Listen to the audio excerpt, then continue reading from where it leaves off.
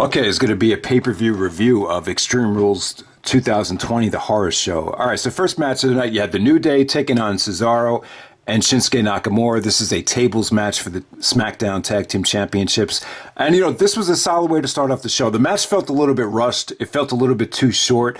Tables matches, they're kind of tough, to book them over 15 minutes and have it be engaging. So I get why they kind of kept this short.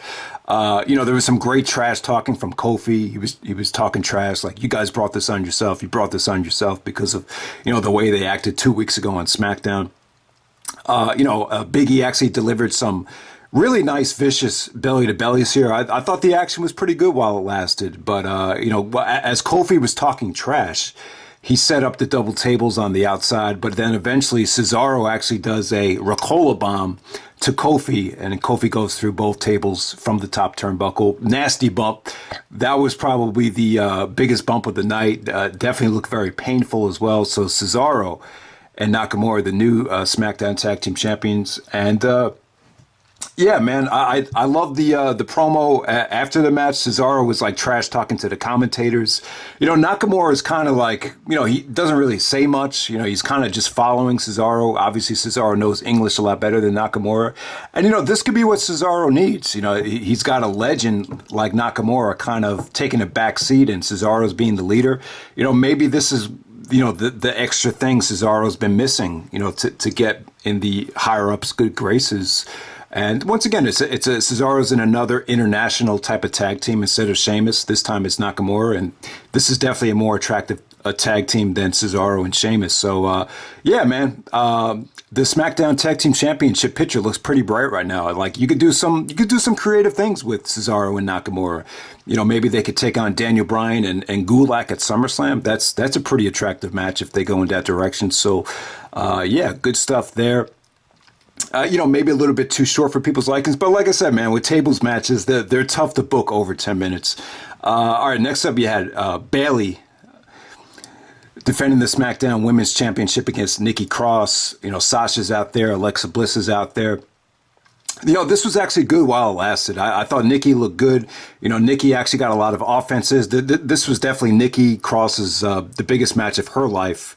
I would say the biggest opportunity. Bayley got the screwy finish here. This is a William Regal inspired finish with the brass knucks only being Sasha Banks' legit boss, Diamond Knuckles or Diamond Ring, whatever the hell it is.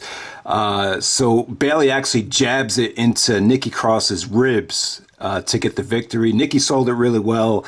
But, you kind of felt bad. You kind of felt bad for Nikki, for her to lose in that fashion. Because, it's a crappy finish, but when you look back at the way Bayley was booked throughout this whole show, it definitely made sense. It wouldn't have made any sense for this to be a back and forth slugfest with Bayley getting a clean victory, so I definitely understand it. But, the dynamic between Alexa and Nikki has definitely changed. At first, I thought Alexa was going to be, just using Nikki Cross, but it just seems to me like, Alexa's really been a legit, good friend over the last couple of months. So it's interesting to see the dynamic between them actually change. But yeah, Bayley successfully retains. Then we move on. We have the MVP segment. MVP comes out with Bobby Lashley, Apollo Crews. They set it up like they were going to announce that Apollo Crews tested positive, but they said something like, Apollo Crews did not pass his physical because of the Bobby Lashley, putting him in the Master Lock full Nelson. Yeah, I'll tell you that Master Lock is very dangerous. If this is legit, that Apollo Crews did get injured that way, very legit, very dangerous to do a Master Lock, while the guy's trying to fight it off. I could just see it very easily pulling a muscle or, straining, any sort of muscle in that area. So yeah, so that's what so MVP basically takes his own United States Championship and crowns himself the new U.S. champion. We move on from there. Next up, we had a great matchup right here. We had Seth Rollins taking on Rey Mysterio, eye for an eye match. The match could only be won when one competitor extracted an eye from their opponent. So yeah, you guys know I love the matchup here. I thought Rollins and Mysterio looked amazing. Mysterio for his age, I'll tell you what, the age it's not really affecting Mysterio that much. He's not carrying that much weight. He actually looks in a lot better shape than he's done in the past at certain points. And yeah, man, I thought this was a great matchup here. The ending is the ending just had such a dark and negative feel to it that I think it's gonna sway a lot of the ratings of the match. But I thought this was a legit 4-star match.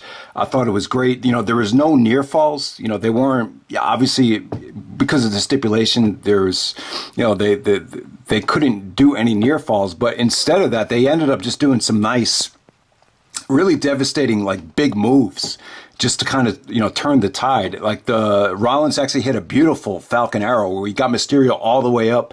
Mysterio took a nasty bump on the side of the ring apron. That was a great spot. Seth did some beautiful sling blades and really turned the momentum his way. And then Mysterio did some awesome, sunset flips into the barricade, into that glass barricade, protecting the audience.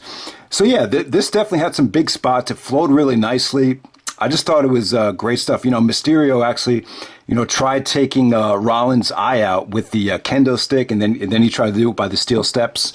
And, ultimately the feud, basically ends, or this match, I don't know if the feud is going to be over yet, but the match basically ended how the feud started with Rollins, re-injuring the eye, basically, almost taking the eye out.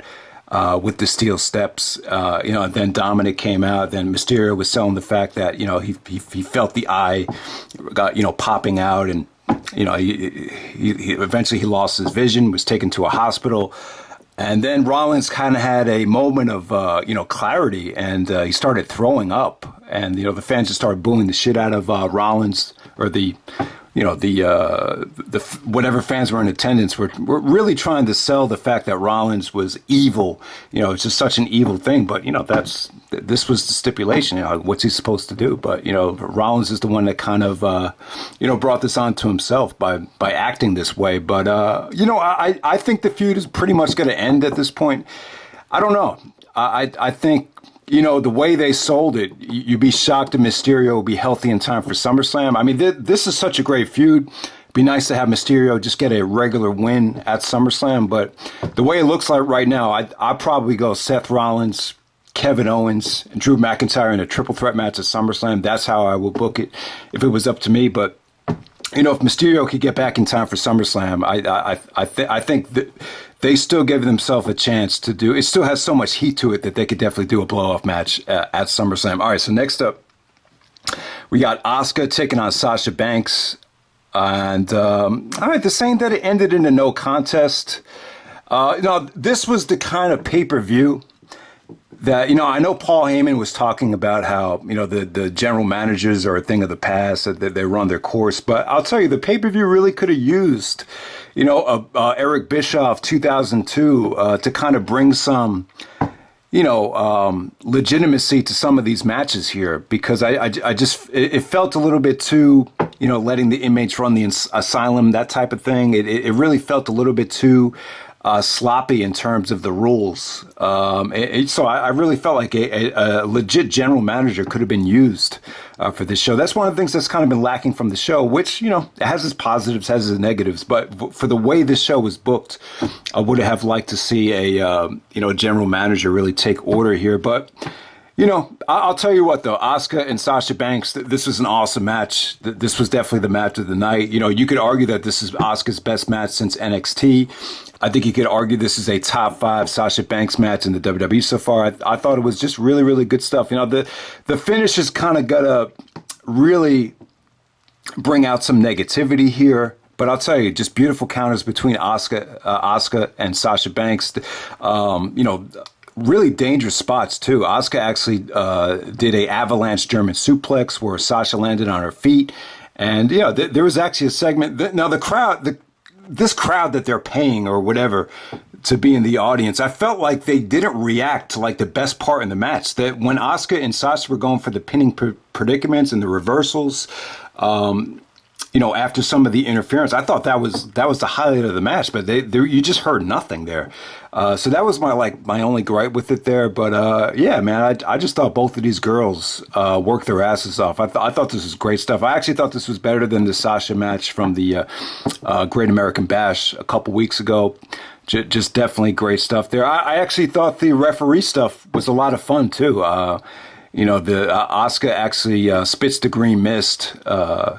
Sasha gets out of the way, and the referee is blinded by the mist, and then Bayley actually takes off the referee's shirt, and then they gang up on Asuka, and then they get the pinfall. So Sasha Banks basically wins the women's championship, but she's pretty much knocked out, doesn't even realize what happened. So I think it's one of those things where Bayley is going to go back to this down the road and say, I'm the one that won the women's championship for you. It says on Wikipedia here that it ended in a no contest.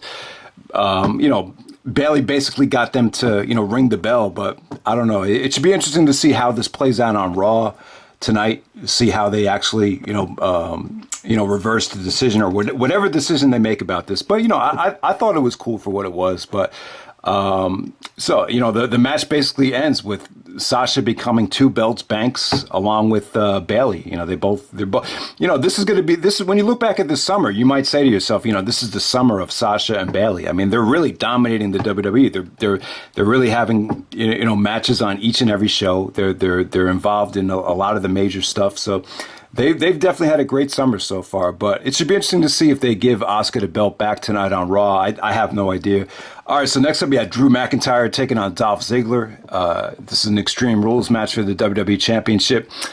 And, this is just one of those wacky stipulations that just seem kind of unrealistic. And, I wasn't a big fan of it. So Ziggler basically trying to sell the fact that he outsmarted McIntyre by coming up with this stipulation. So the thing was, Ziggler was only allowed to use weapons. McIntyre just had to, he couldn't use any weapons. And if he got counted out, he'd get disqualified. It was a whole, it was just a wacky stipulation. It just didn't seem legit. It kind of made Ziggler look like he was just wasn't a legitimate challenger that he had to, kind of audition for this stipulation. That's what kind of hurt the match for me. But at the same time, I thought it made McIntyre look like a beast, that he was able to, go out there and still retain the title, even with the odds stacked against him with the stipulation. But from Ziggler's standpoint, I will say this. I thought it was a much better championship showing for Ziggler than the Kofi matches last year. I thought this match actually pretty much delivered. I really do. I thought Ziggler brought his A game. He did get the upper hand, and he did use a lot of weapons here.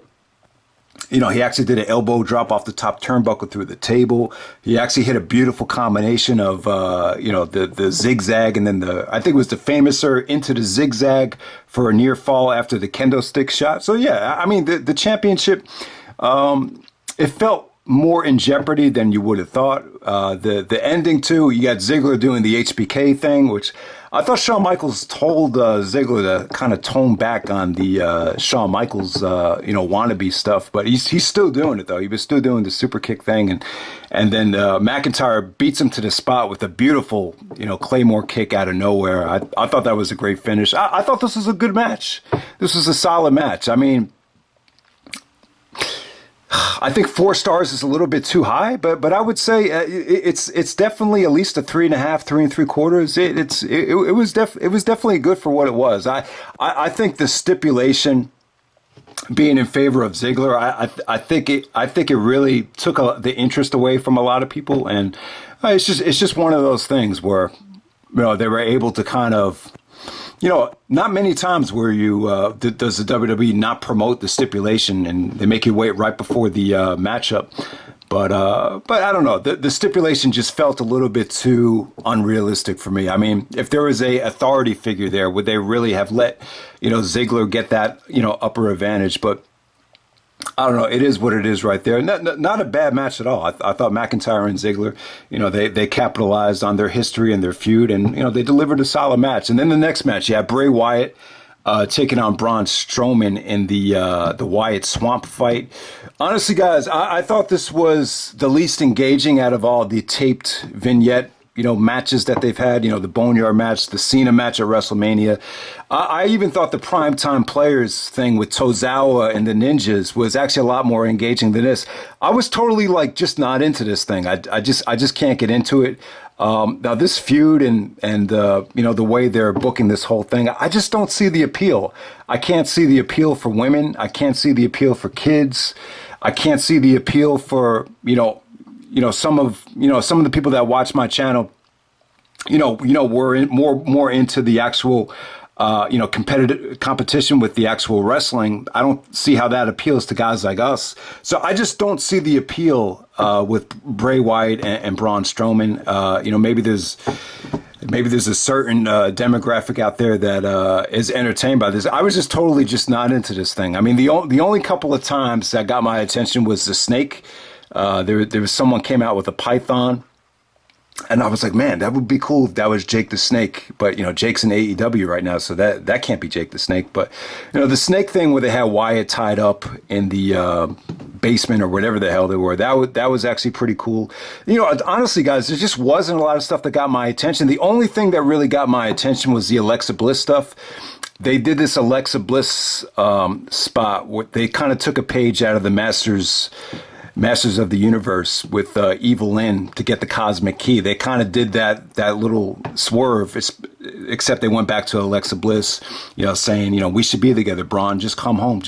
So I like the fact that they used Alexa Bliss to kind of, sway Bray Wyatt to get over to that spot. And then Wyatt got the advantage. Then they started brawling into the swamp. And ultimately, Wyatt actually does the mandible claw out of the swamp. The pay-per-view basically ends with the whole swamp turning red, and then you see the Fiend.